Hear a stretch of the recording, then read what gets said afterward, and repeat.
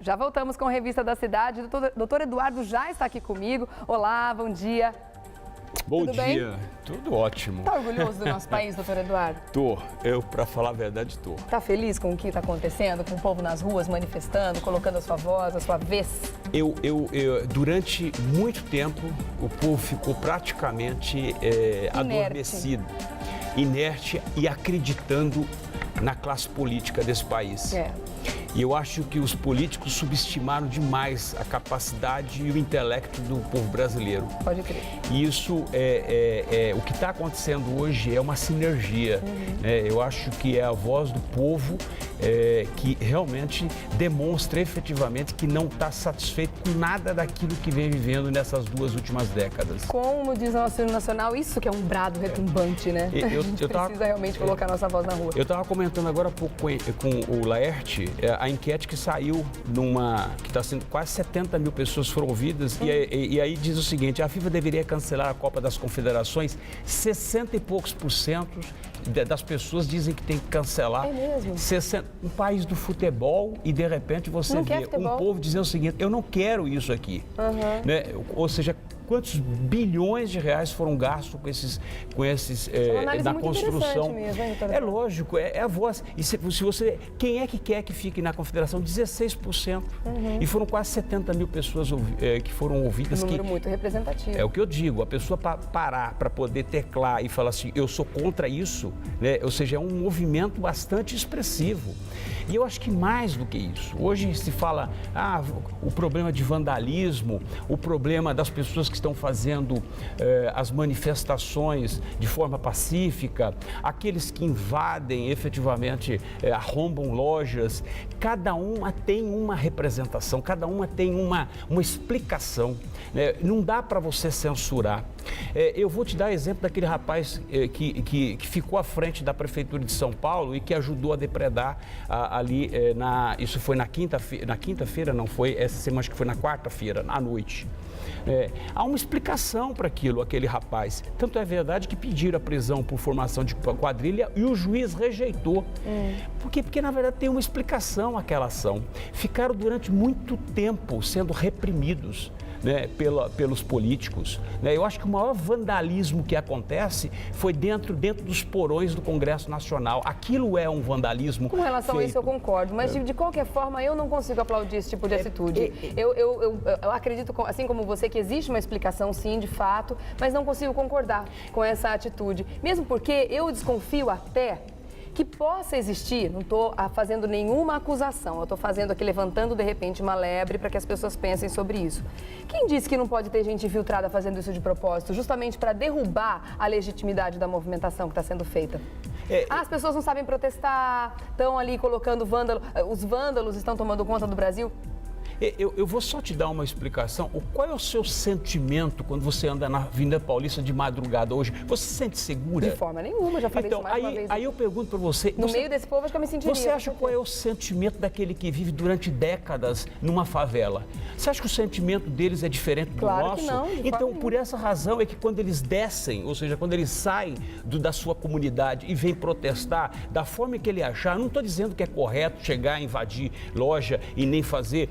Agora, a partir do momento em que a pessoa vai para a rua e quer fazer o seu manifesto, e que o seu manifesto é legítimo, e de repente um coturno é colocado na sua frente, né, obstaculizando que você prossiga com o seu manifesto, né, ou seja, fazendo a repressão, reprimindo aqueles manifestantes, como aconteceu no Rio de Janeiro ontem, como aconteceu em Brasília, né, eu acho super legítimo o povo querer assumir a marquise do Congresso Nacional, como aconteceu. Acho isso legítimo, acho isso correto.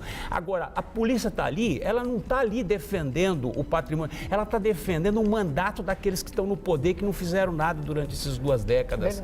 Né? Ou seja, quando você tem uma presidente da República despachando que tem 300 policiais, o exército ali fazendo a proteção, está protegendo, necessariamente não é a questão física ali, o prédio, está defendendo sim o poder que ela está exercendo. Ou seja, já dizia Ulisses Guimarães, ou seja, o maior medo de um político é quando a população se volta e quando vai para as ruas. Né? Então, eu diria o seguinte, o que está acontecendo hoje é praticamente quase uma revolução. É mesmo. Né? E é uma revolução no sentido pacífico, aqueles que se manifestam de forma talvez um pouquinho mais, porque efetivamente a polícia está reprimindo o que aconteceu no Rio de Janeiro. Há quem diga que a polícia do Rio de Janeiro está exagerando. E aí você tem uma explicação por que o Rio de Janeiro está agindo da forma que está agindo. Porque o governador não vai ser reeleito. Né? Ou seja, não tem reeleição para o ano que vem para o governador do estado. E por que não está acontecendo isso em São Paulo? Por uma única razão, porque o governador Alckmin tem que ser reeleito para o próximo. Então são ações políticas, entendeu? E não pode funcionar dessa forma. Né? Um país que defende a democracia e os primeiros defensores da democracia, além do povo, tem que sempre os políticos. A questão da PEC 37, por exemplo, que as pessoas estão indo para a rua. Por que será que estão insurgindo contra a PEC 37? Tem muita gente que não está entendendo. Aliás, um número até cabalístico, né? 3 e 7 são 10. Ou seja, se você for pensar a questão da PEC 37, nada mais inconstitucional do que a própria PEC 37. Aliás, doutor Eduardo, teve até uma sugestão aqui de algumas pessoas que pediram para que a gente explicasse um pouco melhor essa questão da PEC 37, porque realmente algumas pessoas não estão entendendo, de repente não acompanharam na época em que esse assunto foi levantado. E explica pra gente melhor o que isso pode trazer para o Brasil de prejuízo caso seja aprovado. A PEC 37, se for aprovada, ela vai ser uma blindagem dos políticos.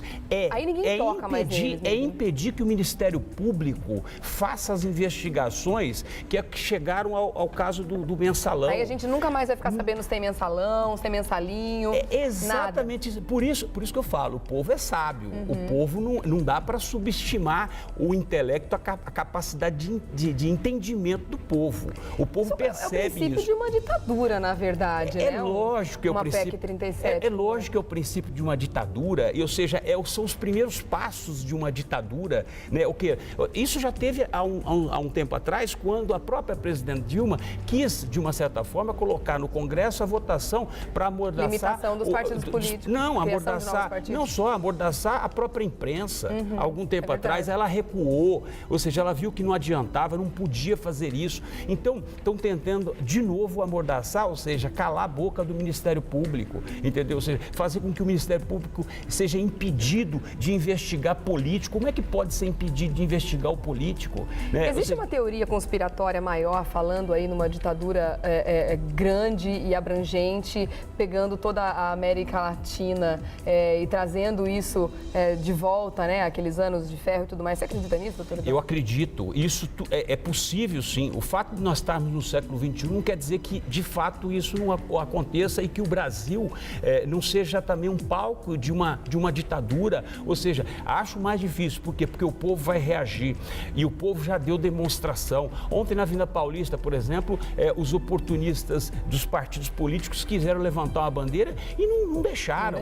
No Rio de Janeiro teve um confronto entre os próprios manifestantes, porque não permitiram que os partidos políticos participassem dessa manifestação, porque não é uma manifestação de partido político, é uma manifestação do povo, é o povo nas ruas dizendo o que quer, né? Como é que ele quer o país, né? E é uma coisa muito interessante que, a partir do momento em que você percebe que mais de 1 milhão, estão falando de 1 milhão de pessoas, mas eu acredito que muito mais do que isso foram para as ruas, né? Eu também acredito. Tem percebido que a cada manifestação, o número tem dobrado geometricamente. Ou seja, nós começamos, o último número que apareceu foi 250 mil pessoas, nós estamos falando em mais de 1 milhão de pessoas, né? Estavam falando ontem... Tem mais gente nas ruas do que nos estádios, né? No meio da Copa das Confederações. E é uma coisa que surpreende, por ser um país do futebol, aonde as pessoas elas não querem que aquilo aconteça, que aquela Copa ocorra e que se gaste tanto dinheiro e não se gaste dinheiro com hospitais, né? A declaração infeliz do Pelé, que foi o rei do futebol, a declaração infeliz do Ronaldinho. Para quem não acompanhou, conta pra gente o que eles disseram. O Pelé diz que, na verdade, as pessoas têm que esquecer de manifestações e que o Brasil tem que torcer para o Brasil. Nós estamos torcendo para o Brasil, acho que a maior manifestação... Nós estamos torcendo para o Brasil, mas num sentido bem mais amplo muito que mais isso. amplo. Então, muito, olha, com essa colocação eu vou concordar com o Romário. O Ronaldinho faz uma declaração, o cara é fenômeno, eu não sei onde é que ele é fenômeno. Uma declaração. A declaração disso foi o seguinte, que na verdade não se faz Copa com a construção de hospitais. Isso é uma declaração mais imbecil infeliz, que uma pessoa possa fazer. Foi muito entendeu? Infeliz. E não adianta voltar, isso não é bem isso, foi mal interpretado. Não foi mal interpretado, porque falou com o coração. Quando a pessoa fala com o coração, e eles falaram com o coração... E depois ver o tamanho da movimentação em torno do que ele falou e quer voltar atrás. Então, como é que eu posso não admitir, e eu estou falando por mim, né? Como é que eu não posso admitir que as pessoas saiam lá das comunidades carentes e descem aqui e façam esse manifesto, né? Ou seja, se o manifesto é legítimo, se o manifesto é legal, independentemente se há violência, se não há violência, o que não pode é realmente a polícia querer criar obstáculos para as pessoas não se manifestarem. Eu vou falar para você com toda honestidade, toda franqueza, sabe por que eu não vou para a rua? Por que eu não participo de manifesto? Por uma única razão, porque eu acho que eu tenho sangue anarquista, ou seja, eu também não vou, se eu for para a rua, eu também não vou admitir que seja colocado mais do que você gostaria. Um coturno na minha frente e querendo impedir que eu faça o meu manifesto. Mas eu acho, doutor Eduardo, sinceramente, que mesmo sem ir para a rua, aqui a gente já está fazendo a nossa parte. O tamanho da manifestação que a gente está conseguindo através dos meios de comunicação hoje também é uma coisa que não se pode ignorar de forma nenhuma. Os confrontos ocorrem a partir do momento que a polícia impede que a pessoa faça. Né? É óbvio que a anarquia acontece exatamente a partir desse momento. Então, acho legítimo, eu acho que o povo tinha que tomar mesmo aquela questão do Congresso Nacional, porque o que eu falo, o maior vandalismo que ocorre vem ocorrendo nos porões do Congresso Nacional com as negociatas, entendeu? Ou seja, desviando dinheiro público. É o que eu sempre digo. Às vezes aparece uma pessoa que comete um crime de homicídio, ele é praticamente rotulado. Eu acho que o maior crime de homicídio praticado é quando você, na verdade, não constrói. Quando você não constrói.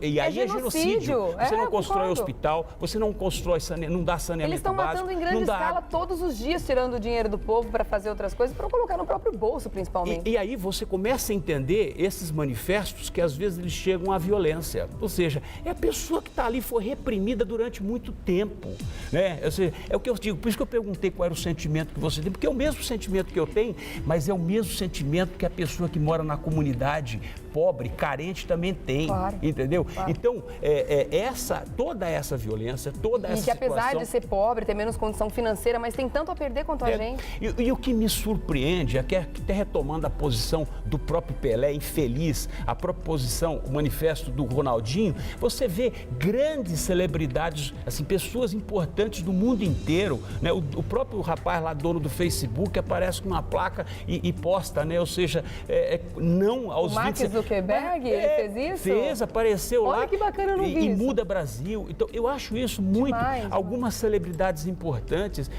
o próprio ontem, não sei se foi montagem ou não, mas o Obama aparece também com uma mensagem, não sei se é montagem, mas de qualquer forma, eu acho que, independentemente de se for montagem ou não, fica o recado, fica o recado. Forma, né? Não, e se você pegar aqui hoje, você vai ver a quantidade de manifestações que nós tivemos na América Latina em favor do Brasil, na Europa, nos Estados Unidos, Canadá, Chile, Argentina, ou seja, são muitas pessoas, né, são muitos brasileiros fora do país que não moram aqui, moram em outros países, poderia não tá nem um pouco preocupado com o que acontece mas estão se levantando, estão se mobilizando, estão mostrando que o país tem que mudar.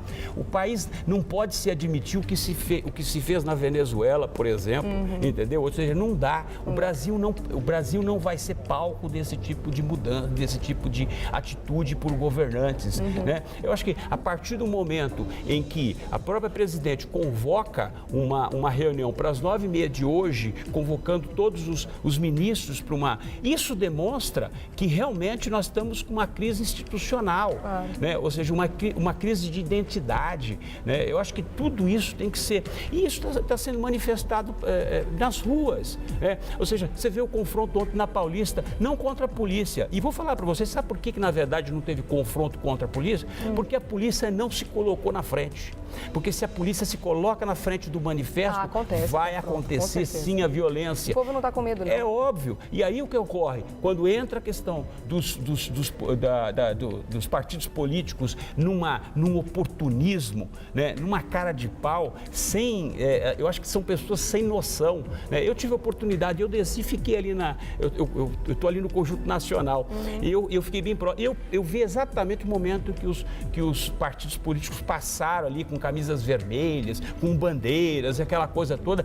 Isso não é, as pessoas não querem bandeira, porque cada um tem a sua bandeira, cada um tem o seu cartaz, cada um se manifesta da forma que quer. Nós estamos num Estado democrático de direito, né? E é o que eu sempre digo, a democracia, ela é emanada do povo, o poder é emanado do povo. Quem dá o poder, eu vou te dar um exemplo. Eu sou advogado. A pessoa me dá uma procuração para eu representá-la em juízo, confessar, fazer qualquer tipo de atuação dentro do processo. No dia que ele desconfia da minha atuação, o que eu tenho que fazer? Eu tenho que renunciar àquele mandato. Né? Eu tenho que, na verdade, dizer, então tá bom, eu não posso te representar. Porque ele depositou uma confiança em você, a partir do momento que essa confiança está abalada... Os políticos têm que entender que essa confiança foi abalada. Mas não é de hoje, é que agora eles estão vendo uma coisa muito mais explícita do que eles já sabiam ou já desconfiavam. Porque não dá, é o que eu estava comentando agora com o Laerte, não dá para admitir, para conceber que eles não sabem qual é o motivo da manifestação. Por exemplo, eles estão perplexos, os jornais estão mostrando, eles estão perplexos porque eles não, a movimentação que está acontecendo no Brasil não tem um líder, é isso que eles estão dizendo. Então a gente não tem ninguém para conversar a respeito. Não precisa, isso pelo menos é a minha opinião, porque eles sabem exatamente o que tem que ser feito nesse país para que as pessoas parem de reivindicar os seus direitos. Porque a palavra mesmo diz, é direito, as pessoas têm esse direito. Então, a partir do momento que a direito está na Constituição, é só fazer, está no papel, é só colocar em prática. Não precisa conversar com ninguém. Vocês sabem exatamente o que vocês têm que fazer. Não sei se você concorda com isso. Eu concordo, vou mais longe ainda. O Gilberto Carvalho fez uma declaração ontem e aquele pessoal todo, os assessores da Presidência da República, que alguns anos atrás nós vimos